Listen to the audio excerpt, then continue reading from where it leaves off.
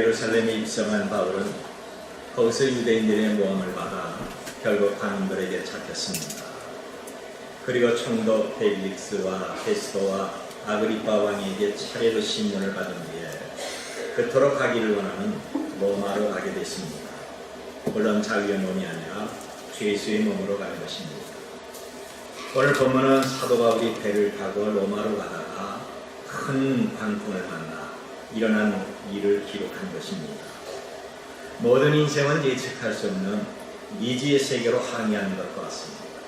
어떤 일이 기다릴지 알지 못하는 망망대해를 자기의 지식과 경험과 판단으로 항해하고 있습니다.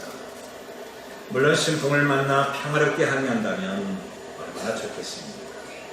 그러나 내달 혹은 내년에 어떤 풍랑을 만나서 우리 인생이 어떻게 변할지 아무도 알 수가 없습니다. 막연하게 아무 일 없겠지, 다 괜찮을 거야, 잘 될 거야 하는 마음으로 살고 있습니다. 이제 가이사르에서 로마로 가는 데는 각자 나름대로의 목적과 꿈을 싣고 276명의 항해자들이 순풍의 보수를 달고 출발을 한 겁니다.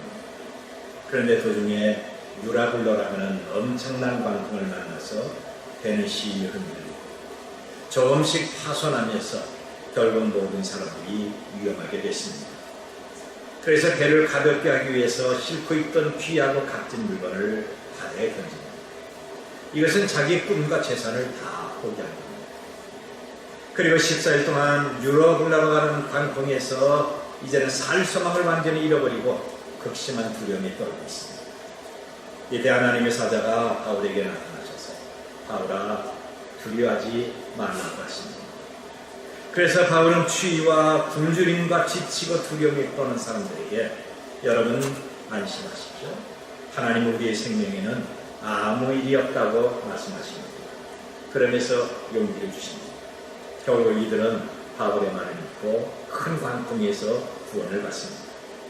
우리 바로 이런 내용을 통해서 미래로 가는 인생 항로에서 정말 많은 교훈을 얻을 수가 있습니다.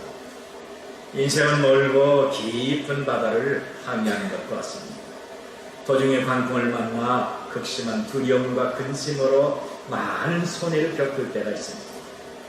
우리 인생이 길든지 짧든지 누구나 미래라고 하는 세계로 항해를 하고 있는 겁니다. 그런데 행복보다는 불행이 더 많고 기쁨보다는 슬픔이 더 많습니다. 왜냐하면 행복과 기쁨은 짧지만 불행과 슬픔은 회복하기에 많은 시간이 걸리기 때문에 그런 겁니다. 우리의 앞길에 어떤 일이 있을지 아무도 예측할 수가 없습니다. 오늘이 6월인데 다음 달에 어떤 슬픔과 충격이 생길런지 예측할 수가 없습니다. 그런데 그럴 때마다 안심하라 나를 믿으라고 하시면서 우리에게 위로하시고 용기를 주시는 예수님을 기억하시길 바랍니다.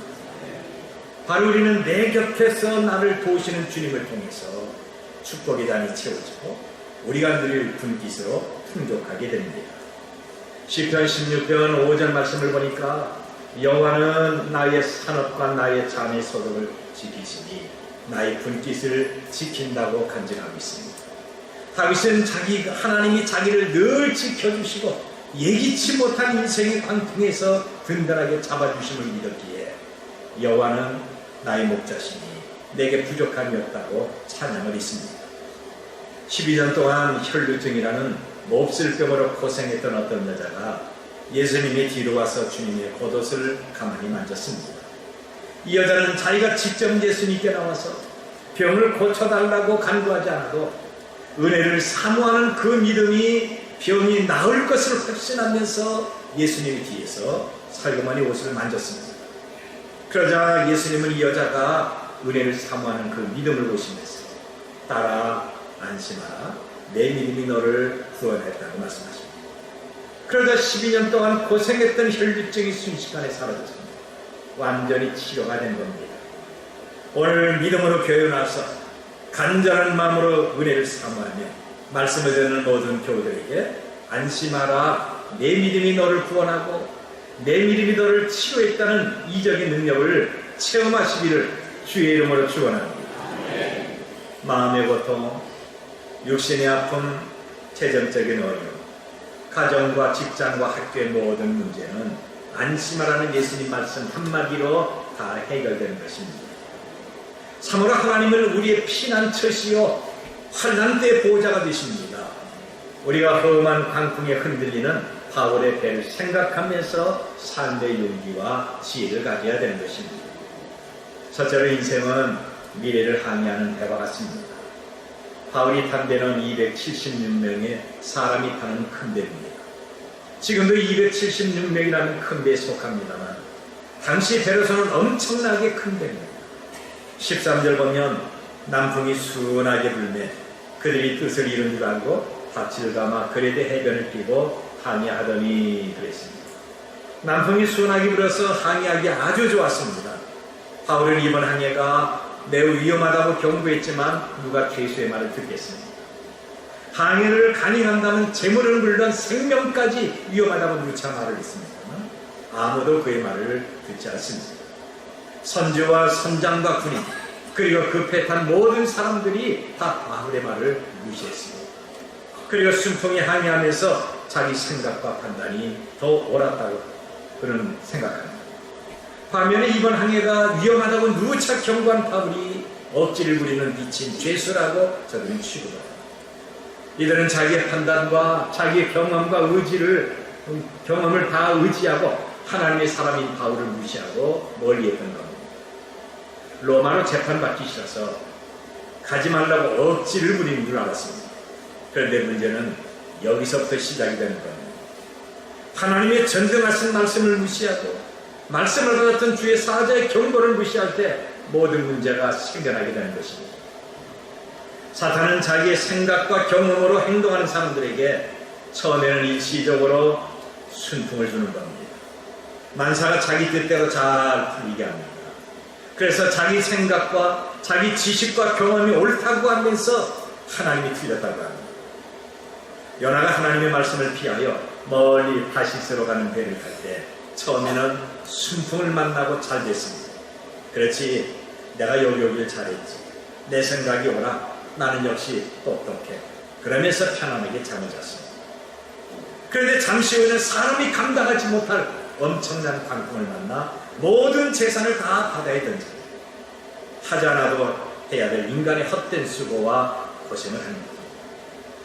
풍랑 속에서 기쁨과 평안을 사라지고 두려움과 심각한 불안을 갖고 모든 것을 다 잃어버렸습니다.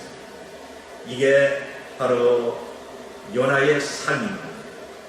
여러분, 이렇게 사탄과 세상은 하나님을 반대할 때는 처음에는 잘 되도록 바로 저드는 역사입니다. 왜 하나님의 말씀을 믿지 않고 우리가 하나님의 뜻대로 하지 않아도 처음에는 잘 될까요? 바로 사탄은 이렇게 만듭니다. 자기 지식과 경험을 의지하게 하는 것입니다.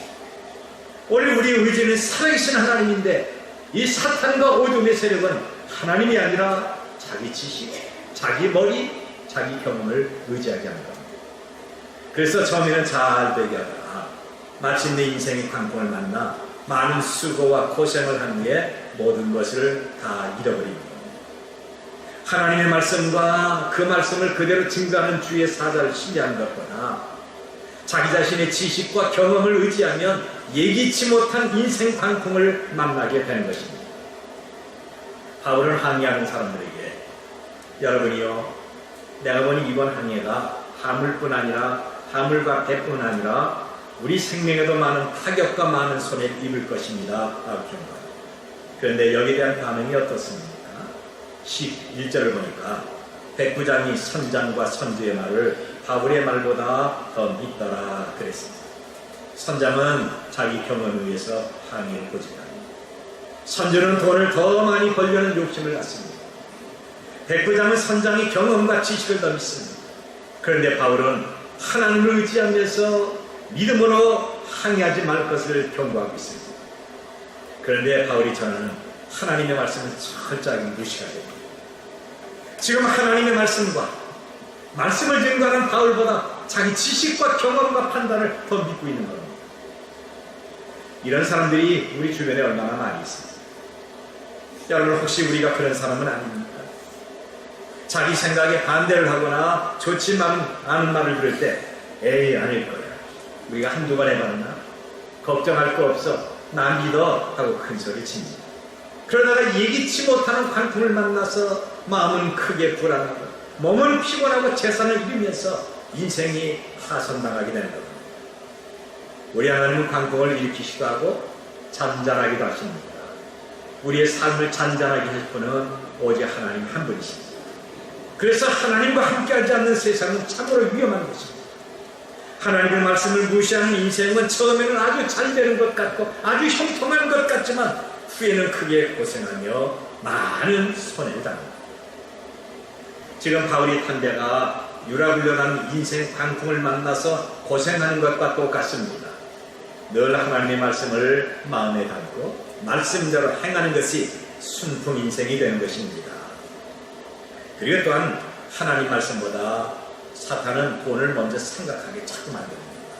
그래서 돈 때문에 망하게 하는 겁니다. 이제 선주는 자기 수중에 들어올 돈을 생각했습니다. 바울은 금식하는 절기가 이미 끝났기 때문에 항의하기가 미태한 것을 알았습니다. 유대인의 금식 기간은 9월부터 10월인데 이때부터 3개월은 예상하지 못한 광풍으로 모든 배는 항의할 수가 없습니다. 그런데 선주는 항의를 강요합니다. 왜냐하면 한 번 항의하면 많은 돈을 벌기 때문에 그렇습니다. 어느 날 사도 바울은 이때를 회상하면서 고린도교에 편지하기를 나는 복음을 증거하면서 3번 파선하고 일주일을 깊은 바다에 지냈으며 라고 합니다. 3번 파선의 경험을 가진 바울은 항해 위험을 잘 알고 있습니다. 화물과 배와 재산과 생명까지 잃을 것을 경고했습니다. 그런데 선조는 무엇보다 돈을 먼저 계산하고 있는 겁니다. 다른 사람의 재산과 생명에는 전혀 관심도 없습니다. 자기가 한 번 항해하면 많은 돈이 생길 줄 알고 바울의 경고를 무시하면서 항해를 고집합니다. 결국 유라굴러가는 엄청난 광풍으로 많은 날을 고생합니다. 그리고 배를 가볍게 하기 위해서 모든 화물을 바다에 던지고 광풍을 이겨보려고 했지만 결국 재산을 잃어버리고 배를 잃어버리고 생명까지 위태하게 됐습니다. 선조는 하나님의 말씀을 전하는 바울의 경고를 무시하고 그래서 배와 돈을 다 잃어버리고 이제 지치고 굶주리고 두려움으로 죽을 시간만 기다리게 된 겁니다.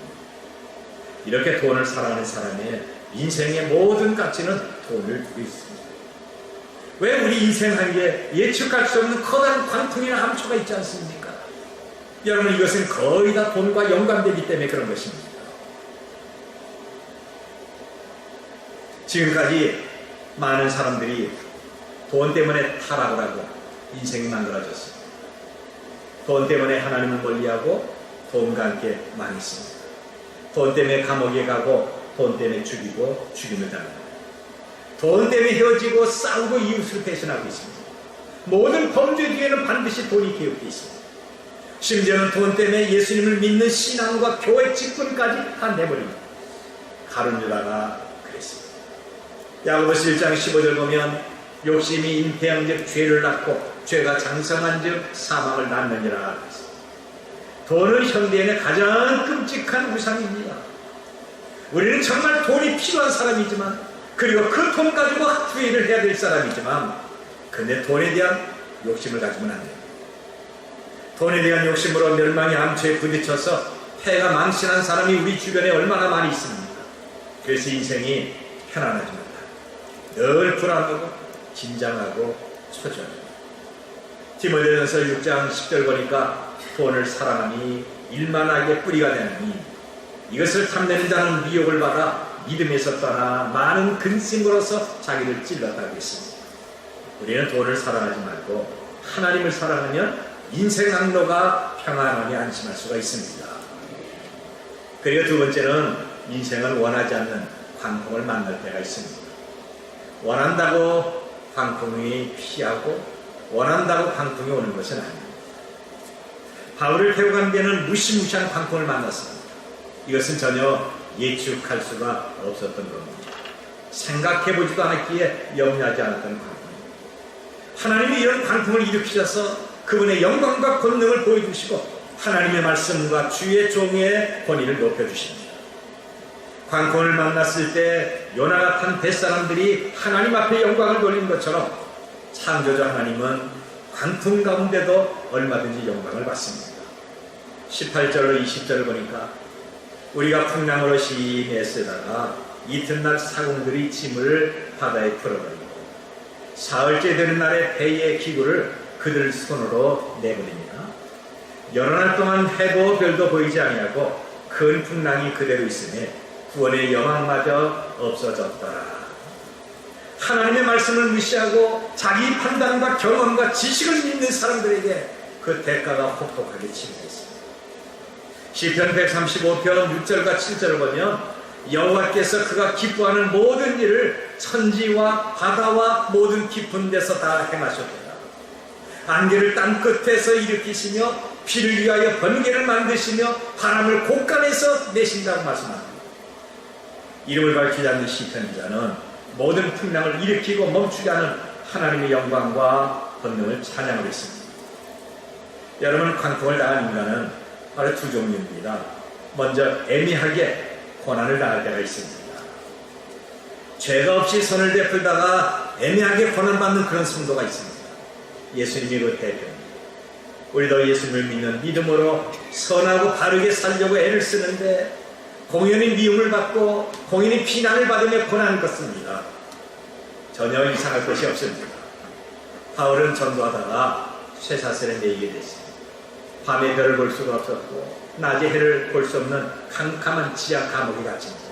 이것이 고난당하는 성도의 예입니다. 오늘 우리 주위에 선하고 착한 믿음 때문에 고난 겪는 성도가 있지 않습니까? 정말 힘들고 어려운데 자원한 마음으로 그를 도와줬는데 오히려 비난과 욕설이 있습니다. 어려운 사람에게 사랑으로 빚보증을 섰다가 이용을 당하고 집까지 경매를 당하는 그런 경우가 있습니다.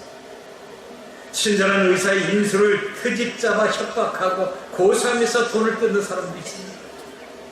아니면 안전운행하는데 고의적으로 사고를 내고 돈을 뜯어가는 사람도 있습니다. 목사의 설교와 가르침을 비난하고 불평하는 사람도 있습니다. 다 선하게 살고 욕을 먹습니다. 봉사하고 구제하고 충성하며 전도하다가 욕먹고 고난당하는 일이 수없이 많습니다. 여러분, 왜 그런 줄 아십니까? 고난은 우리를 순금처럼 단련시키기 때문에 그런 겁니다.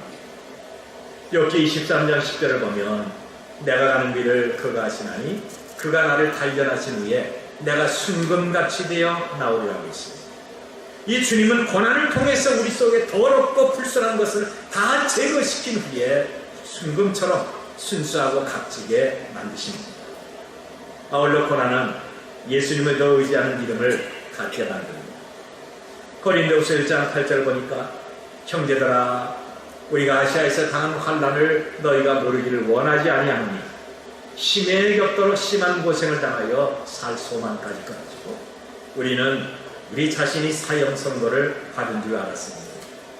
이는 우리로 자기를 의지하지 말고 오직 죽은 자를 다시 살리시는 하나님만 의지하게 하십니다. 그랬습니다.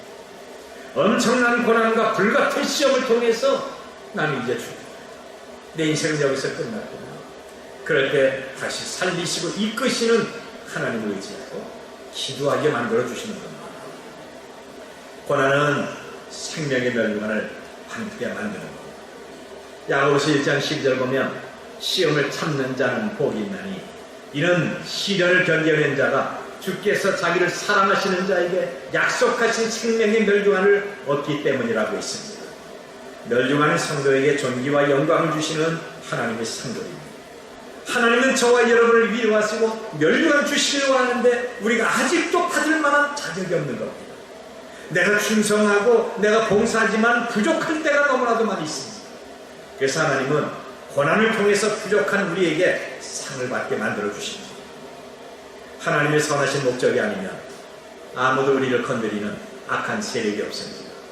사탄의 시험과 악한 자의 박해와 회방까지 다 하나님이 허락하신 겁니다. 하나님은 우리가 시험과 박해와 가난과 질병으로 고생하며 몸부림치는 것을 원하지 않지만 그런데 이런 것을 통해서 더 성숙하고 더 풍성한 은혜를 주시기 위한 겁니다. 요한일서 5장 18절 보니까 하나님께로부터 나신 자가 그를 지키시네 악한 자가 그를 만지지도 못하느니라.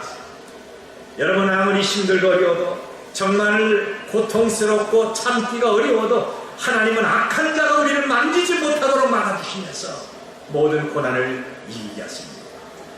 이렇게 선을 행하고 성실하게 믿음의 생활을 하면서 성도는 악한 세상에서 고난을 당하는 것입니다.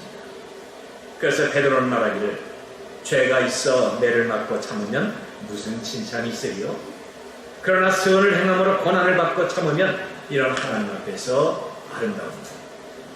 이를 위하여 너희가 부르심을 받았으니 그리스도도 너희를 위하여 고난을 받으사 너희에게 본을 끼쳐 그 자취를 따라오게 하려 하심이라. 우리가 예수님을 믿고 봉사하다가 선을 베풀다가 어려움을 겪습니다. 그럴 때 하나님은 나를 더 크고 귀한 것으로 만드시는 작업 중에 있다는 사실을 알고 참도록 하십시오. 하나님이 나에게 더 큰 믿음을 주시고 하여 지금 작업 중에 있는 것을 알고 우리는 기도하도록 하십시오. 그러면 시험과 고난이 끝나는 순간에 순금같이 가치 있는 행복한 삶이 저와 여러분에게 주어지는 것입니다. 그래도 한 가지 관품 속에서는 연약하고 무능한 인생은 고난을 당할 수밖에 없습니다. 그래서 우리는 영역을 들려야 됩니다. 276명의 사람이 배를 타고 이제 항해를 하고 있습니다. 선장과 선원과 백부장과 그리고 여러 군인들, 여행자와 상인과 죄수가 있었지만 다 연약하고 무능합니다. 풍랑 가운데 선장의 기술과 경험도 소용이 없습니다. 백부장의 지휘와 명령도 소용이 없습니다. 부자의 돈도 관품을 잔잔하지 못합니다. 여행자와 경험 많은 상인들도 아무런 힘이 없습니다. 오직 예수님을 믿는 믿음이 아니면 아무것도 할 수가 없는 것입니다. 마태복음 11장을 보면 무화과나무의 저주가 나옵니다. 열매가 없는 잎이 무성한 무화과나무를 예수님이 저주를 하셨습니다. 신앙의 열매가 없는 외식자들은 이렇게 저주를 받아 영원한 멸망을 이룰 것을 친히 보여주시다. 제자들은 예수님의 말씀 한마디에 무화과나무가 뿌리로부터 가지와 잎이 바싹 말라서 죽는 것을 보고 깜짝 놀랍니다. 예수님 이런 제자를 보시면서 하나님을 믿어라. 내가 진실로 너희에게 이르노니 누구든지 이 산도로 들려 바다에 던져지라 하며 그 말하는 것이 이루어질 줄로 믿고 마음에 의심하지 아니하면 그대로 되리라. 그러므로 내가 너희에게 말하노니 무엇이든지 기도하고 구하는 것은 받은 줄로 믿어라. 그리하면 너희에게 그대로 되리라고 했습니다. 여러분, 누구나 전능하신 성삼위 하나님을 믿고 간구할 때 불가능을 가능으로 만들 수 있습니다. 그런데 선조와 선장과 선원과 백부장과 군사, 상인과 여행객들은 이런 신앙이 전혀 없었습니다. 자기의 경험과 돈과 지식으로 모든 것을 하려고 했지만 하나님 앞에서는 연약하고 무능한 거에는 아무것도 없는 것입니다. 인간은 고통을 스스로 해결할 능력이 없습니다. 인생 문제를 스스로 해결한 사람은 아무도 없습니다. 고통을 이기기 위해서 금욕주의자가 있었지만 고통을 더할 뿐이었습니다. 세상을 따라 평화롭게 살려고 했던 염세주의자들은 거의 다 우울증이나 아니면 자살로 끝났습니다. 돈과 권세로 세상의 행복을 꿈꾸려고 했던 사람들은 그 돈과 그 권세로 말미암아 오히려 불행하게 됐습니다. 인생의 모든 문제는 하나님이 해결하십니다. 그리고 하나님은 우리의 믿음과 간구를 통해서 지금도 살아 역사하고 있습니다. 그리고 세 번째, 인생은 말씀을 듣고 위로를 받아야 됩니다. 우리의 삶의 위로와 해결 방법은 하나님 말씀밖에 없는 것입니다. 여러분, 소망 없는 자에게 주님은 위로를 하십니다. 슬픔과 절망이 있는 자에게 주님은 한없는 위로의 말씀을 주십니다. 23절 보니까 나의 속한 바, 곧 나의 섬기는 하나님의 사자가 어젯밤에 내 곁에 서서 말하되 하면서 바울아 두려워하지 말라. 내가 가이사 앞에 서야겠고 또 하나님께서 너와 함께 항해하는 자를 다 내게 주셨다 하였으니 라고 했습니다. 주님이 곁에 서서 말씀하셨다는 것은 그를 결코 떠나거나 외면하지 않았다고 하는 겁니다. 예수님은 우리가 선을 행하고 우리가 고난을 당할 때 낙심하지 않도록 곁에 서서 말씀으로 위로하시고 용기를 주십니다. 무서운 밤 사납게 바람 불며 파도가 넘실거리는 어둠에서 두려움에 아우성치는 인생들에게 안심하라, 두려워하지 말라, 무서워하지 말라고 하십니다. 광풍 부는 어둠 밤중에 내가 너 출세시켜줄게. 너 돈 벌게 해줄게. 아프니 너 고쳐줄게. 네 자식 내가 보장할게. 여러분, 이런 말이 무슨 소용이 있겠습니까? 안심하라. 두려워하지 말라. 이 말씀으로 모든 삶이 해결되는 것입니다. 하나님은 배를 탄 276명의 사람 가운데 유독 바울 한 사람에게만 이 말씀을 주셨습니다. 왜 그럴까요? 바울은 예수님을 주로 고백을 했습니다. 그리고 예수님이 파송한 주의 사자입니다. 예수님이 친히 책임을 지십니다. 바울이 하나님 것으로 예수님이 지켜주시고 성령이 함께 하십니다. 여러분, 이렇게 성삼위 하나님은 언제든지 어디서든지 저와 여러분을 돕는 분이십니다. 하나님은 우리를 만드셨습니다. 우리는 하나님의 것입니다. 내가 나이를 먹고 내가 병들고 내가 연약하고 모르는 것이 많지만 나는 내 것이 아니라 하나님의 것입니다. 나의 주인은 살아계신 전능하신 성삼위 하나님이심을 믿으시길 바랍니다. 우리는 예수님을 통해서 구원받은 하나님의 자녀입니다. 바울처럼 하나님을 내 삶의 최고의 질이라고 인정하고 고백해야 됩니다. 바울이 썼던 편지 첫 서두를 보면 언제나 예수 그리스도의 종 바울 그러면서 자부심을 갖고 기록을 했습니다. 예수 그리스도의 종 바울, 이 말은 뭐냐? 하나님을 섬기는 자라 그럽니다. 그가 지금 로마로 가는 것은 하나님과 교회를 섬기기 위한 것입니다. 내가 섬기는 자로 하나님의 영광을 위해서 살겠다고 확신이 있으면 경제적인 어려움, 질병, 환난 때도 극심한 시련을 당해도 우리에게 소망이 있고 평안을 누리게 됩니다. 바울은 풍랑 가운데 여러분 안심하십시오. 당신들의 생명에는 전혀 해가 없습니다. 라고 말합니다. 그러면서 25절에 그러므로 여러분이여 안심하라. 나는 내게 말씀하신 그대로 되리라고 하나님을 믿노라고 합니다. 여러분이여 안심하라. 이 말은 저와 여러분에게 주시는 하나님의 말씀이십니다. 이제 어떤 문제와 고통과 아픔이 있어 두려워하거나 원망하거나 슬퍼하지 마십시오. 우리에게는 전능하신 하나님이 함께 있습니다. 안심합시다. 바울이 말한 그대로 믿도록 하십시다. 우리는 시험과 환난에 약하고 무능한 존재들입니다. 질병과 박해 매우 민감하면서 연약한 사람들입니다. 그런데 내 곁에서 두려워하지 말라, 안심하라, 이 말씀, 그리고 우리에게 격려하는 주님이 있습니다. 예수님의 말씀을 믿고 확신한다면 하나님의 놀랍고 경이로운 능력을 체험할 수가 있습니다. 마가복음 2장을 보면 전혀 움직일 수 없는 어떤 중풍병자가 고침받은 내용입니다. 그는 자기 의지대로 움직일 수가 없습니다. 누가 도와줘야 겨우 움직입니다. 혼자서는 결코 아무것도 할 수가 없습니다. 이렇게 움직이지도 못하고 활동할 수 없는 불쌍한 중풍병자가 누구에게 들었는지 예수님 앞에 나가서 간구만 병 고침 받을 수가 있다고 하는 그 믿음을 갖기 시작합니다. 그래서 믿음 있는 4명의 사람의 도움을 받아 침상에 누워서 예수님께 실려나갑니다. 그런데 예수님 주변에는 사람들이 너무나도 많이 있습니다. 도저히 침상채 예수님 앞에 나갈 수가 없습니다. 그래서 지붕을 뜯고 줄로 침상을 묶어서 예수님께 매달았습니다.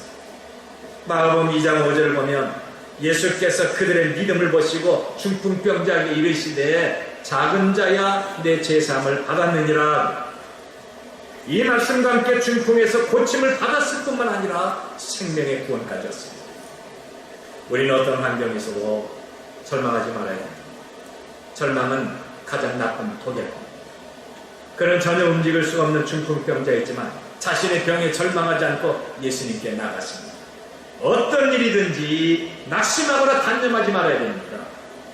중풍병자는 예수님 앞에 나가려고 했지만 사람이 너무 많았습니다. 도저히 앞으로 나갈 수가 없었습니다. 그렇다고 단념하거나 그는 포기하지 않았습니다. 가능성을 찾는 지혜를 구하는 것. 그것은 바로 지프로 만들었던 지붕을 뜯고 내려가는 것입니다. 결국 예수님은 낙심하거나 단념하지 않는 그의 믿음을 보시고 완전하게 치료하여 주시며 구원하셨습니다. 우리는 언제든지 가능성을 찾는 지혜를 만들어야 돼요. 어떻게 할까? 내 힘으로 안 되는데 할 수 없지. 그러면서 낙심하고 중단하는 것이 아니라 예수님을 생각하고 그분 앞에 간구하며 방법을 찾으면 해결의 문을 열어주십니다. 주께서는 못할 일이 없으십니다. 여러분, 현재 여러분의 형편과 여러분의 현재 고민은 어떤 것입니까? 아무리 크고 어려워도 움직일 수 없는 중풍정도가 더 크겠습니까? 그에게 가능성을 주신 하나님은 왜 우리에게 가능성을 주지 않겠습니까? 예수님은 바울에게 안심하라, 두려워하지 말라고 하십니다. 이 말씀 앞에 우리의 모든 인생 관풍이 해결됩니다. 그러므로 여러분이여 안심하라, 나는 내게 말씀하신 그대로 되리라고 하나님을 믿노라, 이런 신앙이 우리의 것이 되길 바랍니다. 이 말씀은 지중해 어두운 밤의 광풍에 넘실거리는 바다에서 외친 소리가 아닙니다. 오늘 우리 모두에게 들려주시는 주의 말씀이십니다. 나를 향하여 안심하라, 걱정하지 마라, 너 두려워하지 말라, 이 말씀을 가슴에 품고 감사하면서 늘 주님과 동행하는 아름다운 삶이 되시길 바랍니다.